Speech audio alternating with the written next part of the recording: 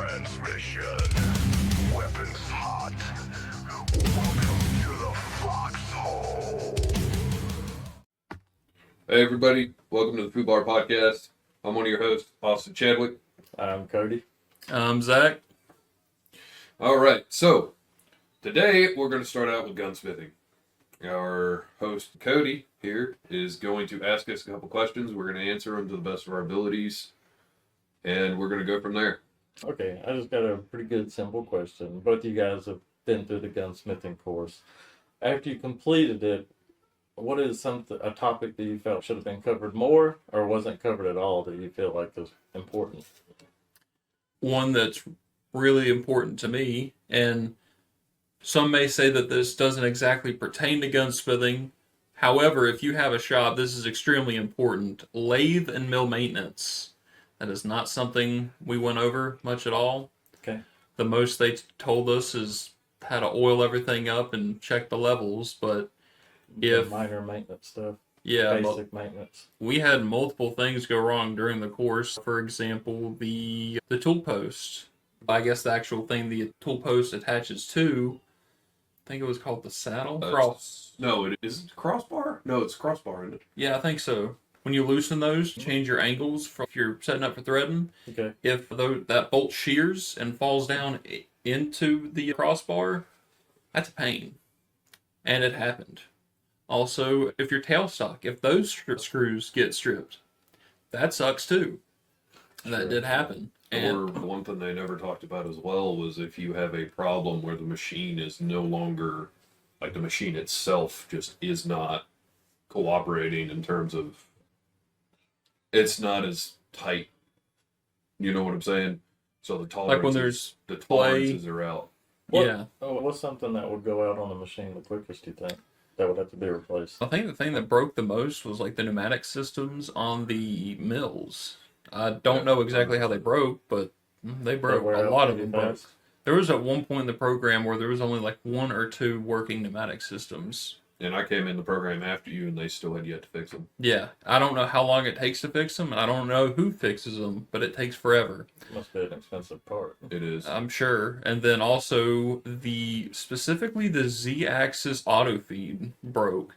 Because one time it broke and the machine just crashed itself, or the mill's bed just went straight down and crashed itself.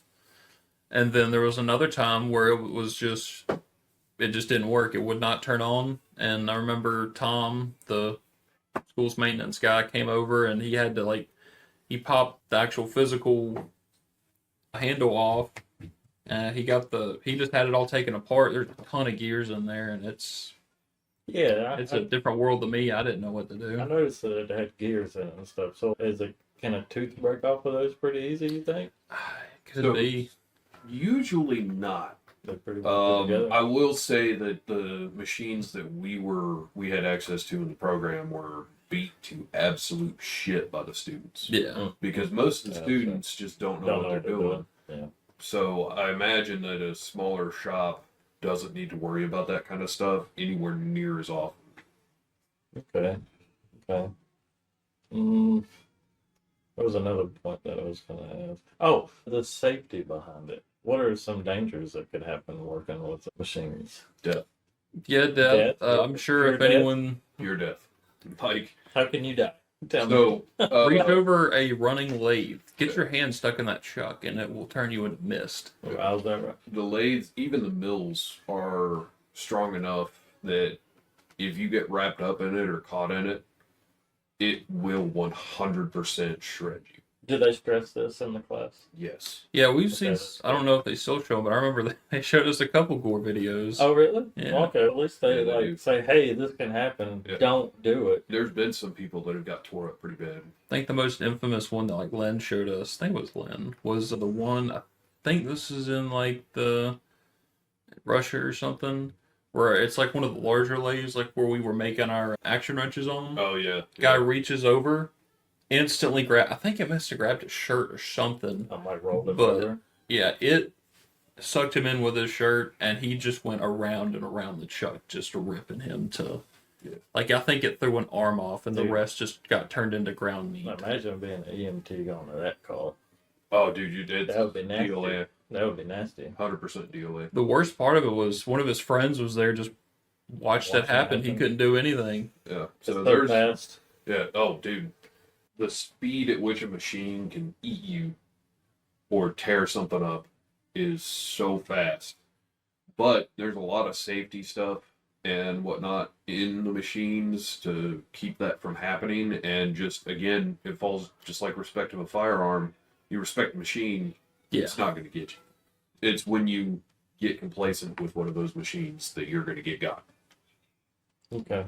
So most of the safety is just common sense and respect the machine.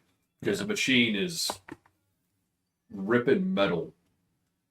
Yeah. It's really fucking strong. At a few thousand RPMs, Did- it doesn't care about us if we touch it. I don't know if this is. Did anybody get hurt in the class? Not to an extreme. 2 stories I can think of. One guy didn't get hurt. One guy got scalped.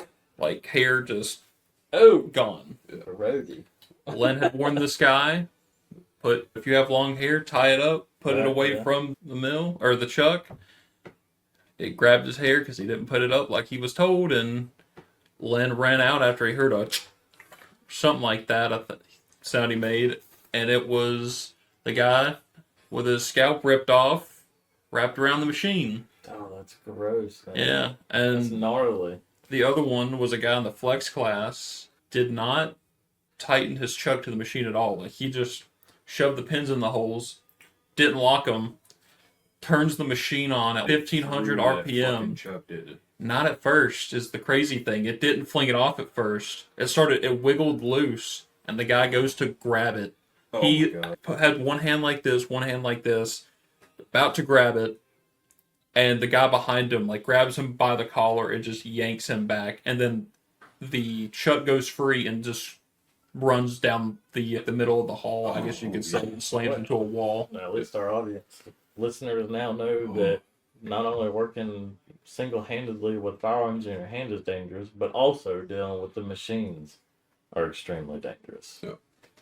So we got to take everything in consideration that we do. Yep. Everything. And moving away from the machine part of stuff, I think that's something that everybody is way too lax on, and the school didn't talk about it. I see this all the friggin' time, and it's honestly a little bit terrifying. I think I talked about it last podcast. Hang fires. People, if the gun goes click and nothing shoots, do not immediately eject the round. Standard protocol is 30 seconds. The reason for this, and I know Zach talked about this last podcast, with him having a round that went through his roof because of a hang fire. Hang fires hang. They don't go off immediately. You'll hear a click, no bang. And then at some point, it's either going to go bang or it's a dud. There's a 30-second minimum wait time on that. I'm glad you said that. I couldn't tell you how many times I've actually been on a pistol range, and you get and then your training is immediately rack it out and keep gauging target. Yeah. But that is what kills me, because the military side of stuff says, if it goes click and no bang, if a round's in the chamber, 30-second wait time, period. Doesn't matter. Because as soon as you eject that thing, you just created a freaking pipe bomb on the ground. Yep. And that stuff will tear you up. It doesn't seem like much, and it's definitely not what I would consider lethal, but the shrapnel from that can screw you up pretty good. It could blow, and let's say somebody's not looking straight at it with their safety glasses or something. That would be what would slide up underneath your safety glasses and put an eye out. Cook-offs are dangerous too. Yeah. Very dangerous. I don't know how many people would own a belt-fed weapon, but I know on the military side it can be extremely dangerous. But even this could probably have a cook-off if it gets hot enough. Just one round sitting in it, it'll probably cook it off if it's hot enough, wouldn't it? So it can. You have to shoot quite a bit, but A lot. when you add a suppressor to it, now you're heating the barrel up from both sides, which means it's going to get hotter faster. They can't see the gun that you're pointing at. By the way. And that's why I described the fact of we have a suppressor. Yeah. You add a suppressor to a barrel or something, now you're heating it up from both ends, which causes the whole barrel to heat up faster. Yeah. And the speed at which it heats up depends on how many rounds you're putting out of it and in what succession. If you're shooting an AR or semi-automatic firearms, you're not going to heat up anywhere near as an automatic firearm will have cook-offs if you're just sitting there laying out lead. I've watched a lot of torture videos. How do y'all feel about torture on the guns as gunsmiths? You know what I'm saying? Like a lot of people put as many rounds as they could till the gun fails, or So here's pack it in dirt, pack it in, freeze it up, see if it shoots, all that mess. So my problem with it, and it's not really a problem because a lot of that data is super useful. Yeah, absolutely. The biggest problem is that these people are just fucking doing it. They're not in a controlled environment. They're not limiting other factors to what they're doing. Yeah. They're just fucking, yep, I'm going to do this right here, right now, in the middle of whatever. And it's not like they're even taking data. They're just fucking blowing money. Yeah. So, I mean, I guess the video would be the data, but That's I get what you mean. that's the other part. You're just doing one. If you're doing it. So if you're actually doing it to truly get in there in the nitty gritty, you're going to be burning through barrels to find out exactly what that gun system can go through. You can't just do one set of data and expect that to be the same across the board. Yeah, Because you you're going to get have an outlier. outliers. So what fucking happens if that one barrel that you were using is an outlier? Exactly. Outliers. Let's elaborate that on for me, please. Basically, let's say, for instance, you're shooting a gun, right? You're trying to get groups. Let's say all bullets go into basically the same hole except one. You Okay. have one that goes way up. All right. That's an outlier. Okay. That outlier is usually, it's not stricken from the data set. It's usually marked as an outlier. Yeah. But it's usually ignored for the purposes of everything else because it is so far out and so random that there's no reason for you to include it in the data set. Something happened for that one specific set of data that it just was not, something outside affected that data. Interesting. So it's just a removal of something that is far removed from the data set. Never heard that term before. Interesting. That goes down into like your scientific side of stuff, and it's I actually got a story that can tie in with outlier stuff. So I can't name the company. I can just say that this pertains to a certain company's brand of 1911s. Okay. So I guess a way that this could happen for an outlier is, let's say you're in your factory making a 1911, and the bars that you're using for the rifling of the barrel, for whatever reason, this last batch of bars were no good. Rifling sucks. You're not even... MOA is as big as it could possibly get. It's very strange. Something happened with the bars in shipment. You get a batch of bad 1911s. So now, say someone's wanting to do a torture test. They go out and buy... It just happens to be that brand's 1911. Shoots horribly. Doesn't work at all. That would be the outlier.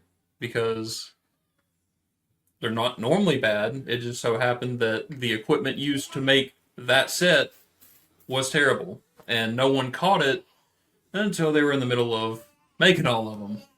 And they couldn't really just stop them because that was their only set of equipment for a while. yeah, and there was some that probably had already left the factory. Yeah. It's like recalls.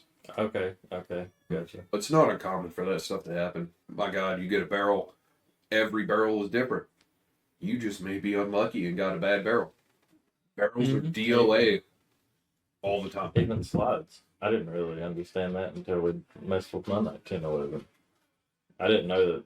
I had an idea, but I figured most 19 slides are going to go with any, but that's not the case at all. Yep.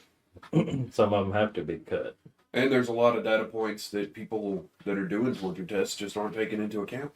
They just do it with whatever gun they have right then and there.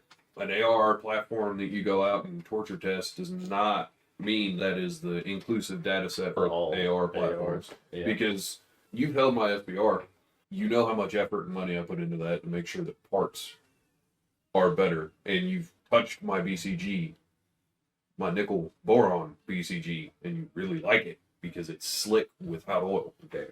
I can't. It's a night and day difference. Oh my God. So you can't just automatically conclude that this torture test works for all AR platforms I agree because with there are parts that are 100% not the same. I completely 100% agree with that. I think the most interesting torture test I've seen where the guy actually had a very large sample pool was Demo Ranch's High Point Carbine, like barrel obstruction video he made, Did I see that one? where he just shoved a bunch of shit down the barrel. I think on one he welded it shut, crushed it shut, threaded it, and had a bolt put in there. Those barrels are hard to break. He had rebar and concrete in there, and maybe he didn't let it set long enough. I don't know, but it shot it right the hell out. There's a lot of videos where people put guns in a concrete barrel and cement them into a barrel, like a 5-gallon barrel, and then they shoot them out of the concrete and everything's fine with the gun. That's... It's dumb. It's not very safe, but it goes to show you that there are some things that, in terms of durability of a firearm, that really counts. When would that ever be a case? Why would you want to test something like that? I can understand it covered in dirt. I can understand it being frozen. I can understand it being just completely submerged in water. Oh, Decent marketing stunt. Yeah. And the other side of stuff is, what are you lubing it with? Yeah. Because I had a legitimate, like, scientific data set that we did with different lubrications when I was in school, going over hot, cold, and normal, and seeing how different lubrication performed. And some of it did really poorly, while others did great. But it also, like, weather dependent on a lot of that. So if you're testing something to see about it being frozen, lubricant has a lot to do with how that holds up. It really does. There's a reason we have all weather grease and stuff. That's another thing about lubricant. And, oh, man. Like, over-oiling a weapon is a thing, too. Yes. Yep. I can only say from the military side, but I saw it more when I was in basic training, not so much when I got to my unit. But you would have the bolt pulled all the way back, and people would be going down the range, and they'll say, "Hold your weapon open with injection port up to the sky," and they'll come by with a bottle of COP, and they'll go right up in there, and I'm like, that's just gonna make it really grimy later. They would take the bolt and COP. Yeah. Yeah. Like I said, and I think I've told you this before, but the world of firearms is so much bigger and more in depth than any what I would consider standard shooter is realizes. There is more information, more data points, stuff that you just don't realize about your firearm until you start looking. Yeah. Ammo counts. 100% agree with that. There's a lot of stuff in the gun that counts before I start saying it's bad ammo. I'll change up my ammo to more expensive stuff, but a good gun should shoot bad ammo just fine. Yeah. You're going to definitely see variation out of it, but a really good, well-done firearm, well-made, well-maintained, and where basically somebody's gone in and trued everything up, that thing's going to shoot good regardless of what ammo's in it. Now, when you get into bad ammo, of course it's going to throw it off a little bit, but nothing like a bad gun with bad ammo is. You can always improve it by changing the ammo, but that's not the first thing that I'm going to run to when I run into a bad gun. I'd definitely say the aimfire ammo I got was pretty bad. Yeah. And that's something that, is something that a standard shooter kind of understands is, okay, this is cheap ammo, it's going to shoot bad. But, man, I'll tell you, I use cheap ammo in pretty much all my guns. Yeah. And mine are very well tuned, and it works just fucking fine. But there is definitely something to be said. It does change with ammo. But I'm not saying it's going to make a good gun bad or a bad gun good. Because at the end of the day, if you're driving a Bugatti, the Bugatti's going to do well with whatever gas goes in. Whereas you drive a fucking POS, guess what? It's probably not going to do very well even when you put good gas in. Yeah. I'm not a fan of steel casings at all. So steel case, I don't like steel case. I don't like aluminum case. But that goes more on the reloading side of stuff. And certain firearms, fuck you, AK, need steel case. Yeah. But that's like the only situation I would ever tell somebody, okay, steel case is probably needed. Aluminum case can go screw itself. Aluminum case ammo should not exist. Yeah, they split real easy. Like, real easy. All right, we got Gary Gordon and Randall. Randy. Randy? That's what it says. Oh, wait, no. Right there, Randall. Never mind. Randall, how do you say that last name? I'm sorry. Shughart? Yeah. Shughart? I know who Gary Gordon is. I know both of them, but I mostly know who Gary Gordon is.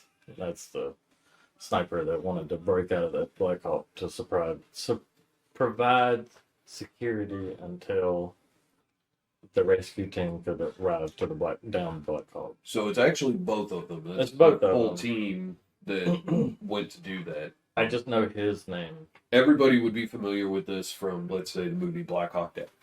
This is two of the gentlemen that received a Medal of Honor. They are both Delta Force snipers that were up in one of the helicopters. Of course, you know the first crash happened, but it's then later on down the road, you had a second crash that occurred. The second crash is what these two guys went. They sat down after being denied twice to go down and help this pilot. They finally got the okay to go down and help this pilot. They got the pilot out. They set him up while they were defending him. However, they basically fought till they ran out of ammo and then some. And then perished from being completely overrun. However, they did end up saving the pilot's life. He did get captured, but later on he was released. So he did live because of those two men. He would have died in that helicopter if they didn't pull him out, for sure. For sure. But that brings up some interesting stuff. For instance, me personally, I thought Black Hawk Down was part of either Desert Storm or Desert Shield. I did not realize that it was a completely separate UN action that we went in to assist with. So we went in to Somalia to assist the UN, who were trying to deliver relief supplies, because a warlord was stealing those relief supplies and they wanted him gone. So we went in to deal with the warlord. There is a fantastic Netflix documentary that kind of deals with it more. Of course, you have the movie, but I think the movie. the movie is great to watch. It's cool. It's patriotic as shit, but the documentary paints the picture of why they were up against the entirety of the city. They really started up on its nest. Yeah. And we'll get into this a little bit more in depth, but just to give you a passing glance, the city hated both us and the UN. And that was because some of the actions that occurred while we were there ended up causing a lot of civilian casualties. There's no ifs, ands, or buts. It really does not look good for America or the UN either. And the UN was just as bad. I think the documentary focused a little bit too much on what the US did, but the UN was just as fucking bad. And the UN is notorious for causing more problems than what they're worth anyway. Oh, yeah. So, prefacing that is we came in to clean up their shit. We came into an already bad shitstorm. But we ended up making it worse due to a few situations where we had the wrong house or bombed the wrong target. Or they were filling the target with civilians and leaving a bunch of civilians in the target that was 100% a military target. So there was a lot of stuff. I feel like intel was just really bad at that time. And it's to no fault of our own, I don't think. I think it was just your Mogadishu's fucking gigantic city.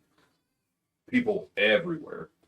Yeah, like the documentary goes into really good detail. Yeah. Like even for the movie, like at the end, it tells you like the general step down and stuff like that.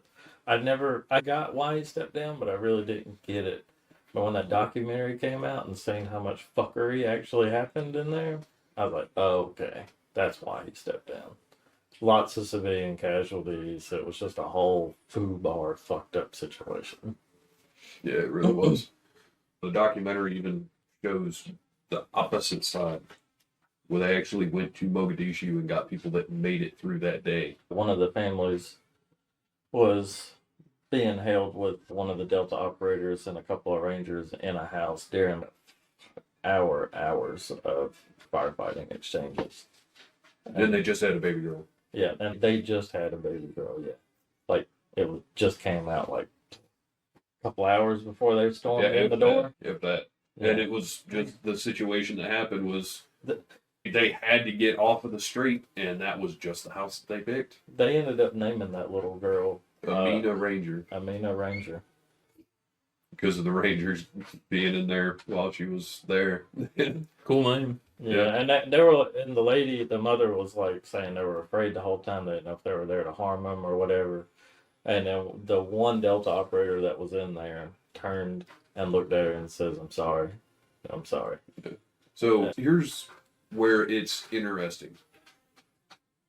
That family in particular, are grateful for the Rangers and the Americans that were stuck in that house, pushing them to be in a building that a firefight was occurring in.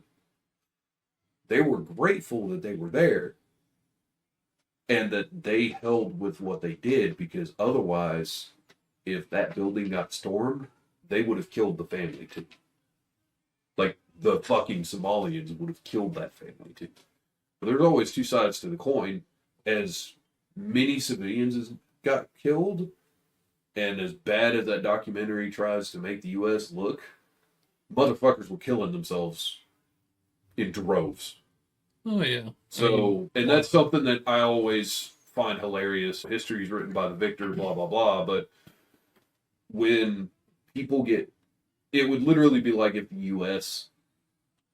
got into a civil war and we start killing our own people, civilians included, just fucking murdering people on the street. And Britain stepped in. Guess what? We all fucking hate some other motherfucker coming into our shit. So we're going to stop what we're doing. We're going to kick their ass. That's the only thing that happened. That is literally what occurred with that whole situation. Is there was a giant civil war. The UN stepped in, got the shit kicked out of them, asked us for help. We go in, we deal with some of the situation, but we end up, just with how volatile the situation was and everything, it just causes more shit to stack. Yeah. But they were killing each other perfectly fine before we got to that. Yeah, the movie is like Disneyland compared to how it really went down. Yeah. There's two guys in the documentary who were both Delta operators. One was in the bird with these two guys, and one of them was on the ground. Yep. Okay, with the Ranger forces. And like that stuff that you saw in the movie where they're doing the MVG stuff, I guarantee you that did not happen. It didn't. I The guarantee Delta that's Force all made up for Hollywood, Yeah, because the way the- that these two Delta operators talked, that it was like hell the entire time. They The didn't. entire They didn't time. even take NVGs. It says that really early on. They're like, No, This is a not daytime even operation. plates. Not even plates, man. A lot of them didn't even put in their plates. they were expecting it to be a real quick in out. And to give you an idea of just how bad it was, the listing for the amount of people that were killed are somewhere between 150 and 300 Somalian combatants killed, 1,000 wounded.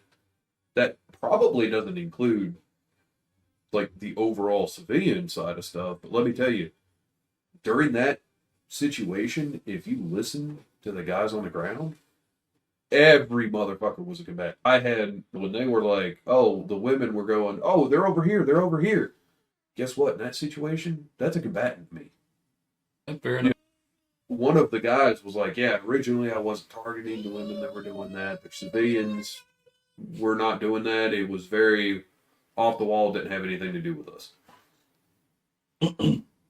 After his best friend died, I started shooting at everybody that had any hostile intent, period. All right, so let's get back on topic with Gary and Randy. One of the things I wanted to talk about is their decision to go into that second crash site. At this point, the whole city's erupted in gunfire. They're probably dealing with 3,000 combatants, easy, with just the amount of kills and wounded that are listed, even if it's an estimate. They're dealing with absolutely overwhelming numbers for less than 50 men. I just wonder how many men they dropped in that short amount of time. Yeah. Does it say how long they held it? No, I didn't. I wonder how long I they did held not it for. find any. So the only person that would have known that would have been the pilot that was with them, but I don't know if he was conscious enough at that point to know, and I didn't find anything directly from him. The only thing at this point that I can do is really kind of estimate what was going on, because They got denied like 2 or 3 times. twice. Yeah, And it took it 45 minutes before they were actually allowed to go down. I think their defense would have held up better if they were not denied over that period of time. I understand, because I did just watch the movie Black Hawk Down. Okay. In the scene where they go in, the pilot's alive. They pull him out. He has a little MP5K and he's covering the rear, while the I don't think he had a firearm in real life. I know that they Okay. pulled him out. I think he did have a sidearm. Yeah, I think he was given a sidearm by one of the I don't think by it one of was those an MP5. So. snipers, but I don't no, it think was that's- not. I don't think. I know that I'm pretty positive that both of those guys went in there with AR platform with an aim point, because Okay. that was something that I did pay attention to through the documentary, at least, and assuming that they were doing it right, it looked like that one of them had a semi-automatic rifle, like an M14, and the other two guys that were in the plane were carrying M16s with an aim point or something on top. Gotcha. So probably not scoped. It would honestly, it really wouldn't have mattered if it was or not, because in a helicopter, man, you're moving around, you've got to deal with all that. So you've got to take shots that you can, and their purpose wasn't to take people out. Their purpose was to give cover fire. So I'm sure they took people out, but I don't think it was like an actual sniping. It's a possibility. These guys are the most elite of the elite. You're I mean, right. It could be. Sure. It's possible. But At least from how they were talking on the documentary, it seemed like most of what they were supposed to do was give them cover fire if they get somebody, but their intention wasn't necessarily to get those kills. I know that going into that situation and as far away from everything as that crash was, and as fast as the response of the Somalis were to the first one, by the time that they were finally able to go to the crash site, they were basically they immediately started getting overrun at that point. That said, you can only take so much ammo once you get on the ground. Yeah. and when they did get overrun and got killed, that one, I think it's Gary. I might be wrong on that, but I think it was Gary that they showed being stripped and dragged And dragged to the and street. beaten. That did happen. Yeah. They were not very kind to her. Dead. Of course, you have them making the decision. They knew they were going to die when they dropped in there. After that much wait time and having seen everything that they saw from the air, they had to have known, without a doubt, that they were going to be done. And another reason it makes me say that the movies like Disneyland compared to what for the documentary is because they have a local cameraman with all of the original footage. And he showed some of the footage on the documentary on what it looked like being on ground during all of that. And it looked like hell. It looked really bad. Really bad. Scary. So what Sure. Gary and Randall committing to do that? Oh man. So noble. Yeah, So noble. for sure. And then that pilot being able to survive. But there was a good thing out of them dropping into He it. was in the documentary too. Yes. Pilot. Oh, that's cool. Yeah. Yep. He's in it. He talks about his little. He mostly talks about His his captivity. captivity, which was interesting. Yeah. Alone. You should. Anybody listening, if you haven't seen it, check out the Netflix documentary Yeah. for Black Hawk Down. It is an eye opener. It's very interesting. For sure. Yeah. It opened my heart up to some different things, my mind to different views on how it went down. Yep. So that said, I feel like their defense was overly hasty, just due to the amount of time that they waited after that helicopter went down before they were actually able to get on the ground. And I don't think that led to them. That definitely did not assist their success. Oh, and Blackburn, that's real. I always thought that was made up for the movie. The guy falling out of the Black Hawk, there was a guy that fell out of the Black Hawk. Yeah.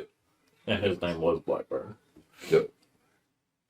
But I think that, like I said, I think that their overly long wait time before they were allowed to go down definitely did not assist them at all Yeah. in terms of getting legit defense set up. Even going in was bad. Like, they had that guy that fell out of the helicopter. But even when Delta and Rangers were already on the ground, Delta realized that they were, like, not on point at all. Yeah, They were off target. Way when off they target. landed. So it was bad as soon as they touched ground. Yeah. Mission start was bad. It was not clean No. like it did in the movie where you see them land and then they go in and get the target and then they're out. It was nothing it like that. started off bad. So, yeah, a lot of stuff went down. Those guys standing against the odds that they did. Fucking impressive. It was awarded posthumously, so obviously both Gary and Randall had both died defending that Black Hawk and that pilot. I hope we never have to do something like that again. Hopefully, at this point, we're aware of situations like that, and we don't ever put ourselves in a situation where that's going to be a problem. God bless you, Gary and Randall. Yeah, God bless you. All right. So, we got another person we'd like to discuss. Yeah, and Speaking of those going- two. going into this talking bit, we have decided to change up how we talk about the Medal of Honor recipients. Just a little bit. Just a little bit. Mostly because over half of the Medal of Honor recipients are Civil War time frame. Yeah, I We think did not want to be stuck only talking about the Civil War because that would take us forever to get through. I'm not saying that's bad, man. Yeah, no, Listen, no. everything that happened back then was bloody and horrific and noble, honorable shit that happened back then. But there's so many medals that are actually I've looked into that I don't know if you have. They're very similar. Yeah. A lot of the awards are very similar. There's a lot to cover. So we wanted to branch out and talk about some things. The documentary on Black Hawk Down is one of the reasons we talked about Gary and Randall. That's such One, a good because- documentary. Good documentary. Two, they're not talked about enough It's not at all. That's a crazy sacrifice, knowing you're going to die doing it anyway. If I'm not mistaken, one of them's from North Carolina. I think Gary. If Oh, I'm not mistaken. I'll look that up and make sure, but I believe he is from North Carolina. The lady that we're talking about is the first woman to receive the Medal of Honor during the Civil War. Her name is Mary Edwards Walker, I believe. Yeah. Walker. Yeah, Walker. Yeah. had to double check that. She Oh, no, I was wrong. Apologies, I was wrong. That's okay. That's what we got Google for. She was awarded the Medal of Honor for basically running across ongoing battlefield between Union and Confederate troops, treating the wounded. That said, some of the interesting stuff, which kind of turns it into a little bit of a controversy as time goes on, she was not in the military at all. She was a civilian during this time frame. She was a contract surgeon that she basically just said volunteered to do that. And she had a bit of a problem even volunteering to go do that job because at that time women were not not allowed around war or nothing. They had nurses and stuff, sure, but for what she wanted to do, that was not the norm. So she did a lot. A lot of people can argue that she was one of the first major combat medics. And as a female, that's crazy. That said, she was a civilian, so her Medal of Honor was revoked in 1917. Yeah, 1917. Yeah. It was revoked because they were going through and checking all of the Medal of Honors. And it's not a bad thing. I'm sure there were a lot that were revoked. But hers was revoked specifically because she was not in the military at the time. That said, it was reinstated in 77. And I get why it was taken. She was not in the military. That is specifically a military award. So I get and understand why it was taken. I don't necessarily agree that it was given back, but that's not what we're getting into. That kind of goes into the side of politics and whatnot. Either way, it's a pretty noble thing. I mean, damn, running back and forth across the battlefield while the battlefield is raging to provide medical assistance on both sides is wild. Especially when you consider Civil War battlefields. I wonder so it's the Medal of Honor. Doesn't civilians have a Medal of Honor too, though? Don't we have something like that now in America? Yes. So there is like awards for that. I can't tell you what it is off the top of my head. I don't know. But we do have an award like that. Well, I Googled. I'm Googling that. They're talking about her, actually. The Medal of Honor is the highest military decoration for valor in action against enemy forces. 8 civilians have received the Medal of Honor, all during the Civil War era. Yeah. So there's another point. The only woman to receive the medal was Mary Edwards Walker, a Union Army surgeon.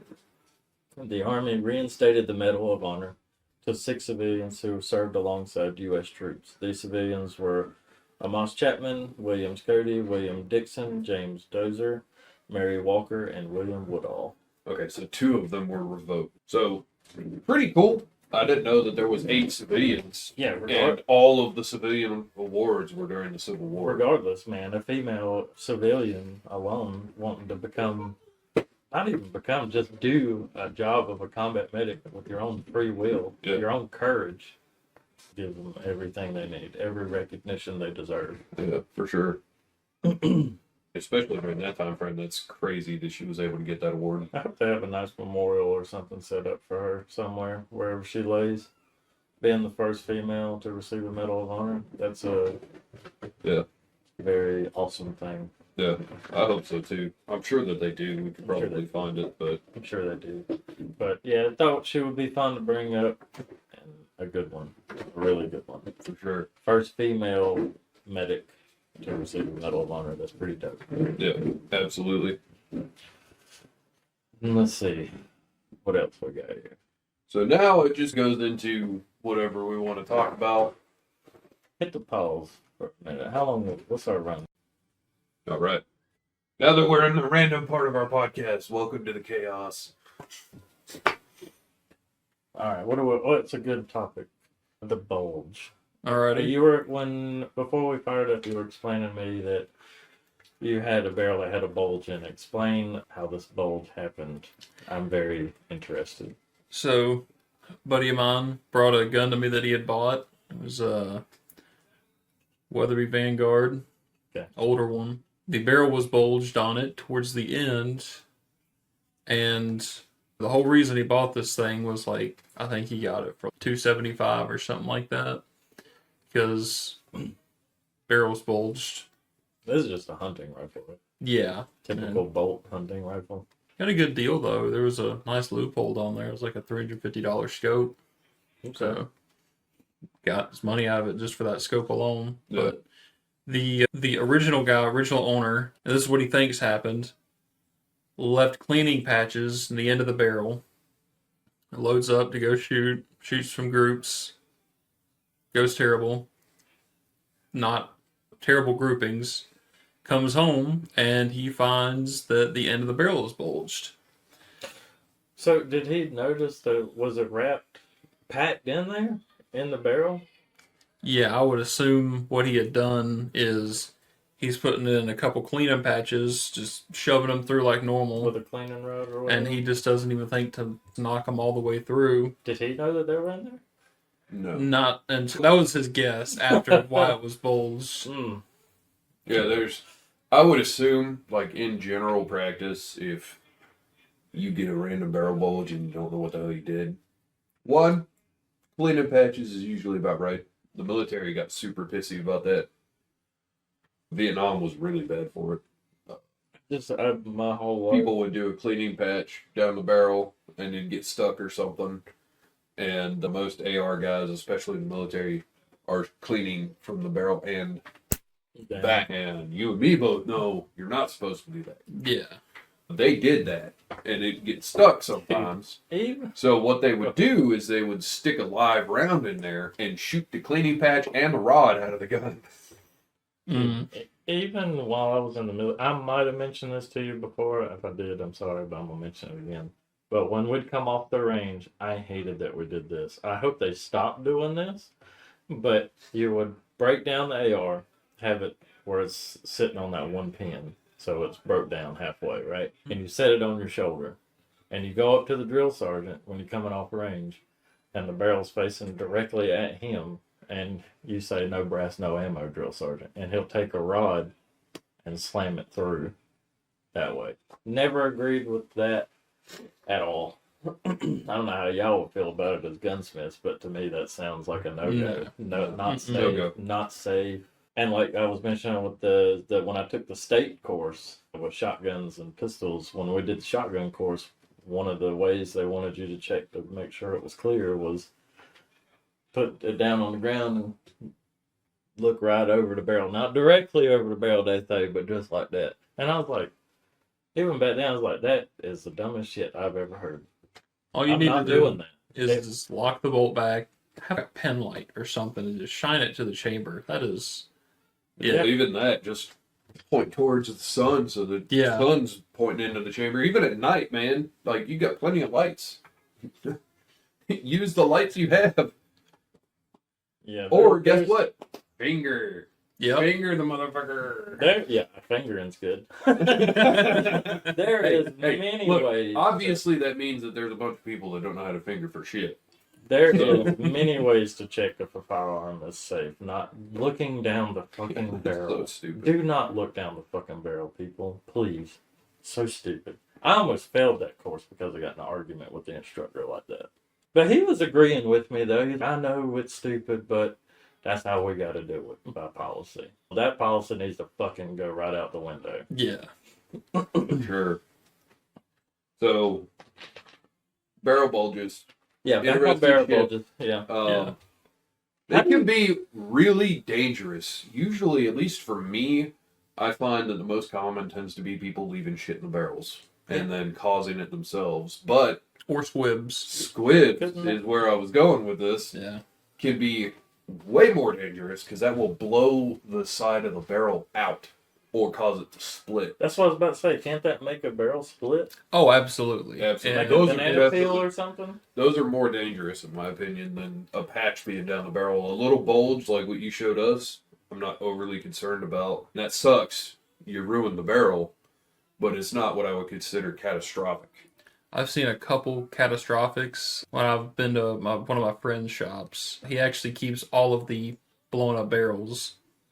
So the rifle barrel breaks aren't as severe. It just goes out the end, at least from what I've seen. There was an old Martini Henry where it, like, the whole side of the barrel was just that way. Like, Yeah. just blew out the side. The shotgun barrels, those are Always. fucking crazy. Yeah, those things always banana. Yeah, so I think the craziest one I saw was a guy shot a slug, squibbed, didn't know it, another one right behind it, and just... Oh, Mm. What was crazy is the barrel didn't break off, but, like, pretty much in the very center, there's just this with 4 equal, like, blowouts. Like, it blew out in the barrel evenly. wow. So it just looks like there's this little slinky bit in the center of the barrel. Huh. That's wild. Yeah. And then there's another where it's just peeled off this part and it's just back. It's One You know what a squib is, right? yeah. Okay.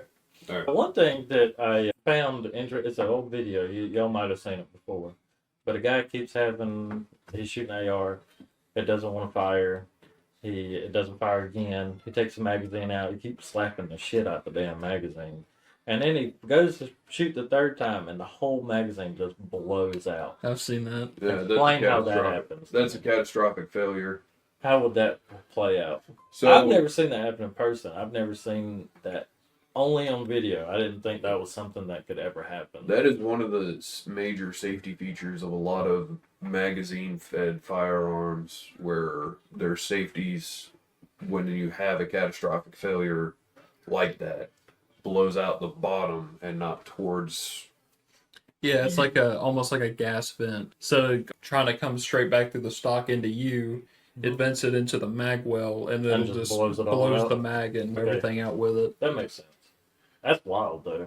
Yeah, I haven't seen it happen. I haven't personally. seen it personally either, Oh, but yeah, I I've know seen that it, yeah. that is a safety design in most firearms. Is there is a vent put somewhere. Bolt actions have a vent in the barrel that's usually covered by your brass, and it's a little safety vent. But if it ever goes off, that barrel's done. You Yeah. got to go get a new barrel. We'll say if that ammo is loaded wrong enough, hot enough, that safety can fail. Yeah. But it takes actually, a lot. that would be what would cause it. Generally, something wrong with the round. Usually, a way spicier round than it should have ever gone in the fire. I recently just saw a video. Barrel blockage past the bullet would possibly do that too. Yeah. Overpressurization is generally the Would only a reason bulge, that would would a happen. bulge in the barrel cause a blowout like that too? So, a bulge in the barrel is usually. Or would it just be all in the barrel? The damage. There's still a chance that I think of it kind of like almost, not really a baffle strike, but if something interferes with that round enough in the barrel, which a bulge can absolutely do, it could veer it off into the bulge and just slam it out the side, blow your barrel apart. That's the blowout side of stuff. The reason that you'll have something that blows a magazine out is overpressurized. Yeah. It's overpressurized the system. So it's releasing Damn. the explosion Yeah. in a controlled method, but gotta it's go just out way somewhere. overpressurized. It's got to go somewhere. And that could be from a blocked barrel, could be from an overly hot round. It's just an overpressurization of the weapon system that has caused that blowout.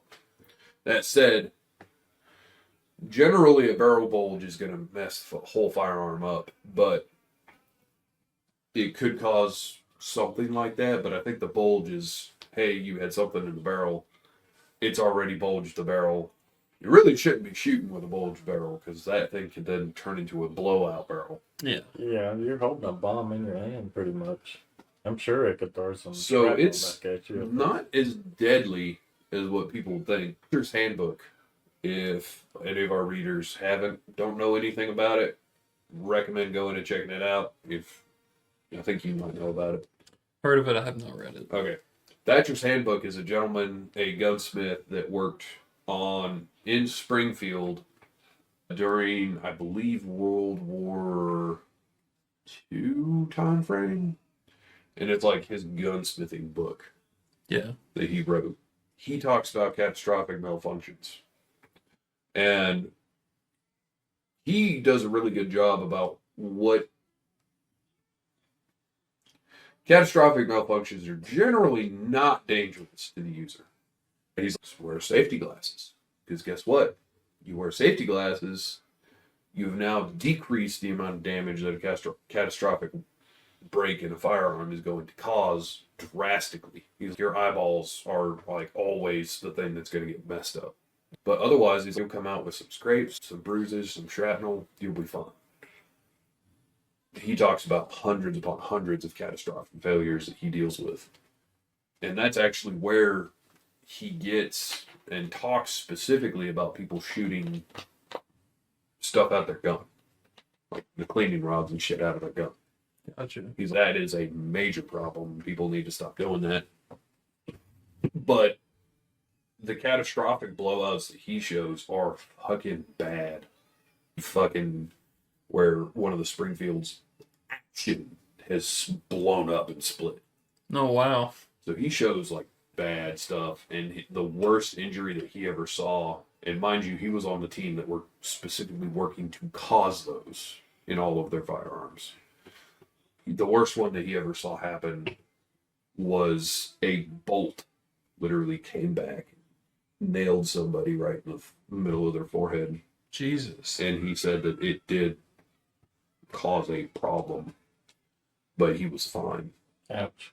The whole bolt just the whole gun had a catastrophic malfunction, and it was bad enough that it blew the bolt out of lockup and out of the gun into the user. Stuff like that, cool. Always interesting. That's Thatcher's why- Notebook, That's one of the reasons I completely don't worth fucking taking a books. look at. You should be able to find it on the internet. It's so damn old. Gotcha. But in terms of useful knowledge, it is amazing. That's why I don't fuck with bolts that much. It's, You ever been scope eye? That shit sucks too. yeah. Speaking of scope eye, at range day I had, my buddy Larry wanted to shoot the Barrett and had a bad angle. He was like to the side trying to hold it, and the scope got him right here in the middle of the forehead. Wow. That always sucks, man. It So- happens. It happens. Let's talk about this thing you brought in. You Alright. wanna- You want to hold it towards the Yeah. camera with your hands? Alrighty. Mind getting that stock unfolded for me? Just hit the back end with the palm of your hand. And just pop it. Hit it. Yeah, just hit it hard. There you go. Oh, sweet. So this is my little show and tell piece for today. I think I just moved the camera a little bit.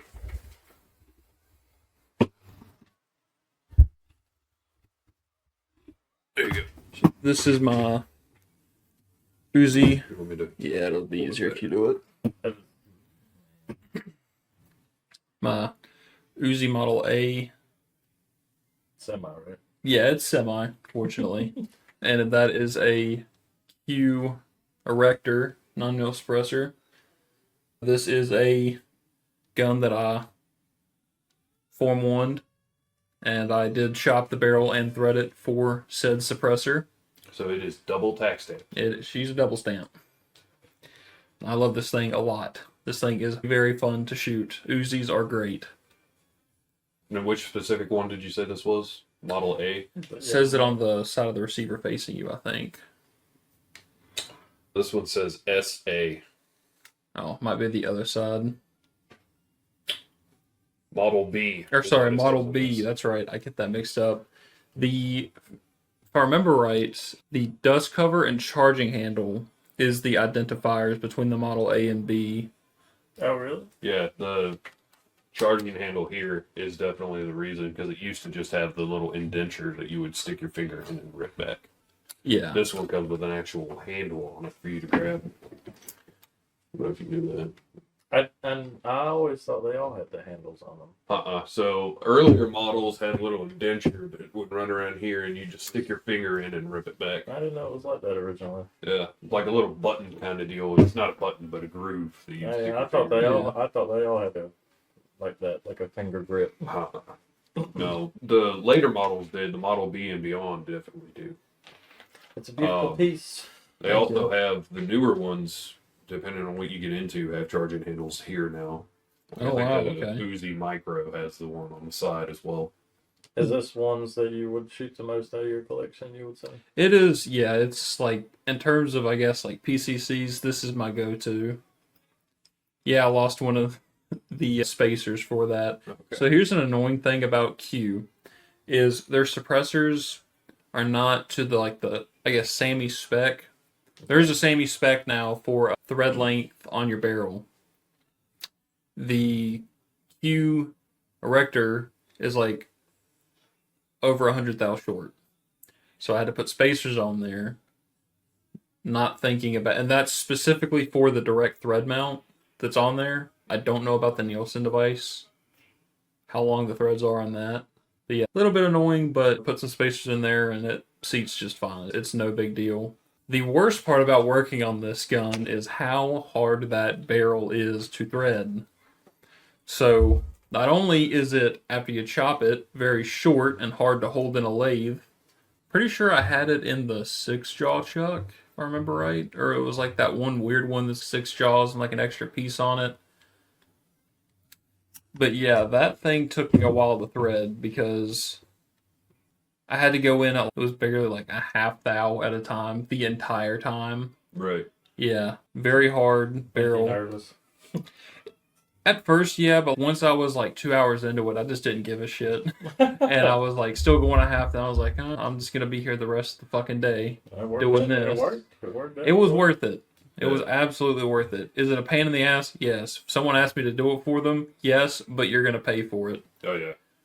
It got some time, but that's going to take some time. Yeah, this is going to be like most of a day's worth of work, getting this set up, getting all my bits set up, because chances are it is either going to dull out ahead or it's going to break ahead doing this. Yeah.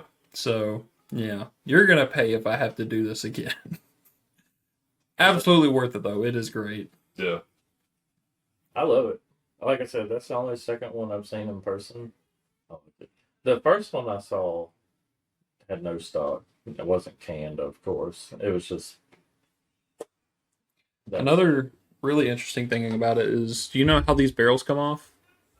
Y'all ever seen it? Screw off? Yeah, it's the clamp on the screw, isn't it? Yeah, so this thing right here, I'll hold it up for the camera again. So this part right here, I guess the barrel nut, you just push that button in, screw it off, and the barrel will just... Completely pull out? Yep. That's cool. Yep, there's a little cutout on the barrel that you just line up when putting it in, just put that on. And another interesting thing is on the actual suppressed Uzis I've seen, is they'll actually have the Uzi thread onto this and replacing the barrel cap. It's both the barrel cap and the suppressor that goes over the barrel. It's really interesting. How far can you break that down without any tools? Good bit, actually. You don't have to break it. Yeah, we won't break it down. Pop the dust cover out, bolt comes out, push that button down, this comes off, barrel comes out. Pretty sure you can push those 2 pins off without much effort, and then you can separate like the upper from the lower. Okay, that's cool. So Pretty yeah. simple. Yeah, it is. The biggest thing is just making sure like the bolt and everything is lined up when you shove it back in, because there's like a 2-piece Groove. thing under it where it's like you have to slide the firing pin like back through. It's a bit of a weird bolt, but yeah, it's not bad or anything. That's a pretty neat how it's simply designed, and it's still a very good firearm. That's one of the things that I was most surprised by. I want to go a little bit into our armorers course that we just had. Yeah. I went into that expecting...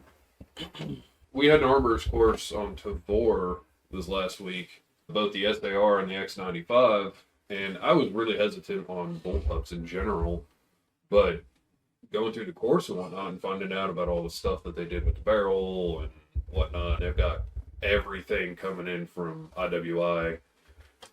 Their Tavor and X95 are chrome line pulled hammer forged barrels. That is not something anybody here in America manufactures in terms of a barrel. Yeah. Like, it's one or the other. There is no both. That is an expensive thing. I didn't even know that was the weapon that he was working with till after he told me. I was watching a documentary on YouTube of the Foreign Legion in Ukraine, and a lot of the Foreign Legion use the bullpups. A lot of them. Yeah, I'm pretty sure they're using IWI. Yeah, that's... I did hear something about Bullpups. Ukraine using... Isn't it like one of their main service weapons, a bullpup or something? It is one of them. I don't know what it's called. It's not the model you're working on. It's the... I have to look it up, but you're right. I have to find it.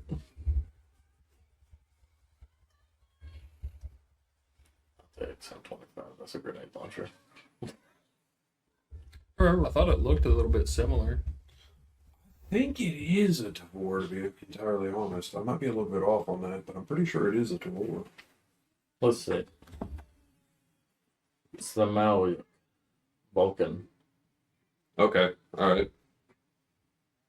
Yeah, the Vulcan.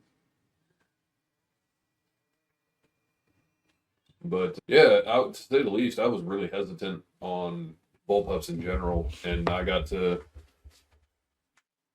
Dude, that looks so much like a Tavor. It does. Yeah.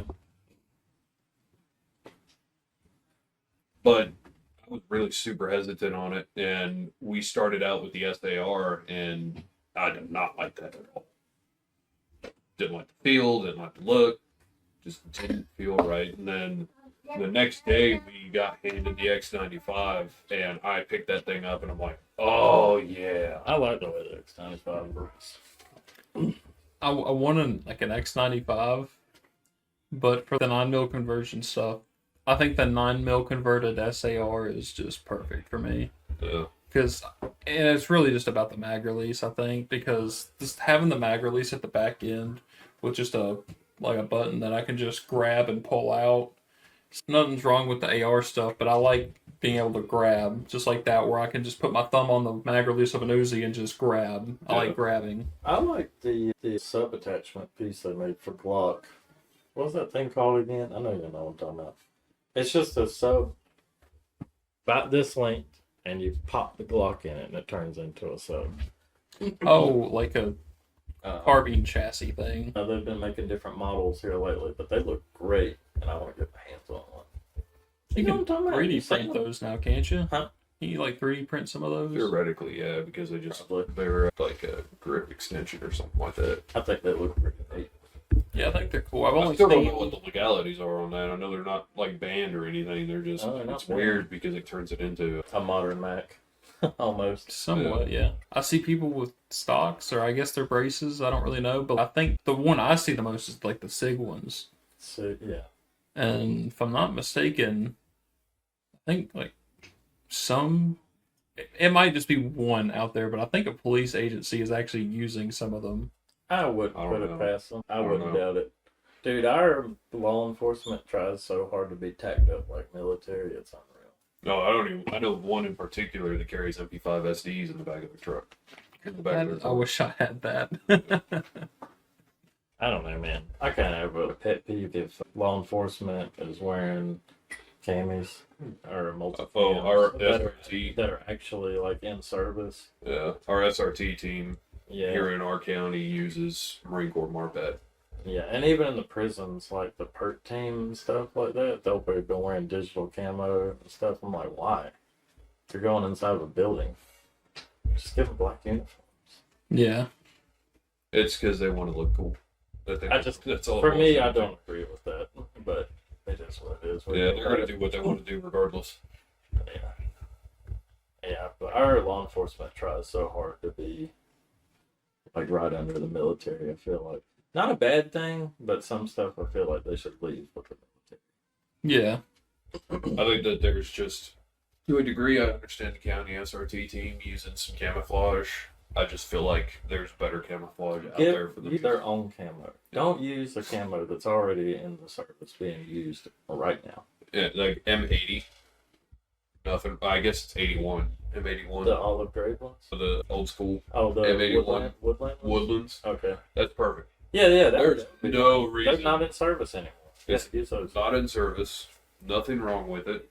It fits better for anywhere in this area. One of the best camos ever created. Yeah. I think I see like a lot of sheriffs, like teams using that. Yeah, it's usually Yeah. their SRT teams. Yeah. And that's perfectly fine. It's just our county. I don't know if they've switched up since I last saw them, but our county uses like in service MARPAT, and they just do not give it any sort of respect. That's just It's- it's really just a personal opinion. Yeah, it's for me. a pet peeve. Marine Corps is very specific and gets really pissy with their uniforms. That So especially, dude, like Camis for the Marine Corps is a work uniform. You are not allowed to wear it anywhere but to work and home.